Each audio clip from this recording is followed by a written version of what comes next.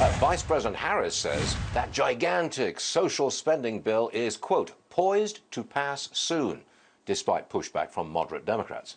Senator Bill Hagerty, Republican from Tennessee, joins me now. Okay, Mr. Senator, what is the state of play on this vast, gigantic social spending plan? Well, I think Vice President Harris is being very optimistic, Stuart. This spending bill is coming at exactly the wrong time for the Democrats. You were just talking about inflation. It's raging across America. They're talking about passing a bill that's going to essentially put an end to the fossil fuel industry. What that's going to do is further increase prices for gas at the pump. As Americans look at Thanksgiving turning into Christmas, they're having a harder time putting food on the table, finding what they want to put under the Christmas tree. Their travel costs have gone up. This inflation is going to be murderous to any attempt to come back and spend trillions of dollars more. And whatever budget gimmickry they may use to try to adjust the total dollar figure downward, you've got to look at the programs inside the bill. These programs are more government dependence, less incentives to work. Their taxation on job creators, it's going to be devastating to our economy. I think that the American public is far too wise to buy into this argument. What are the chances of a delay? Well, the Democrats maybe come to their senses. Joe Manchin says, oh, wait a minute, we're not having this. We just delay it. There's a chance of that, isn't there? I would certainly think so. Look, the Congressional Budget Office is supposed to be scoring the bill right now. It's a massive bill. It keeps moving all over the place. It may take them to Thanksgiving or even beyond that. And if it does, if the same thing occurs that happened with the so-called infrastructure bill, they're going to miss it by a country mile. They're talking about numbers that are below $2 trillion.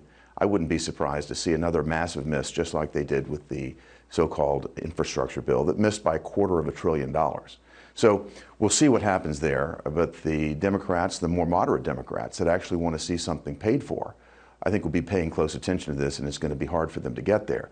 The other aspect of paying for this as well is looking at what's in the programs, because government dependency programs, once they're turned on, are very, very difficult to turn off. So if they just reduce the number of years by which they score it, that's just a budget gimmick. We all know that this is going to land on the shoulders of our children and our grandchildren. Is there anything at all in this massive, gigantic social spending bill that you support? Well, it would be very hard to go through this and find something that would make me move in a direction that would support this bill. No matter what particular aspect of it would be in there, it's going to be overall so inherently inflationary and so incredibly moving us towards socialism and these massive government dependency programs, and so devastating to job creators and the companies that are trying to be more competitive, not less. I can't see anything that can move me in that direction. Are you hearing from voters about this?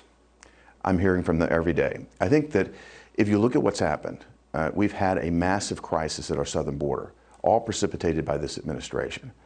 We've had an embarrassment in Afghanistan that's beyond any proportion. You've got Americans looking at the situation here and saying, this administration is incompetent. We don't want to turn over more responsibility, more control to this administration with these dependency programs. And if they look at what's happening in the economy, the inflation is being felt every day. The energy prices have gone through the roof. Wait for a hard, cold winter here. The American public is going to feel this at every level. And the Biden administration policies have caused every bit of this. A long, cold winter would be a disaster for this plan. Would be. Senator Hagerty, thanks very much for being with us today, sir. Always great to be with you, Stuart. Always. Thank you. Great, sir. Thanks.